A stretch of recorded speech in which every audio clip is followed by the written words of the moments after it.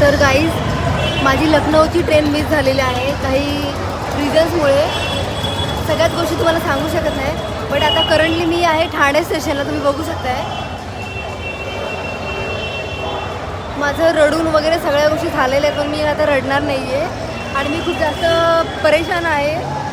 मी घरापासून ते पनवेलपर्यंतचा प्रवास, आता पनवेलपासून ते ठाण्यापर्यंतचा प्रवास, कारण की अशा हेलपटावाल्या कामं आतापर्यंत मी कधी केले नाही आहेत.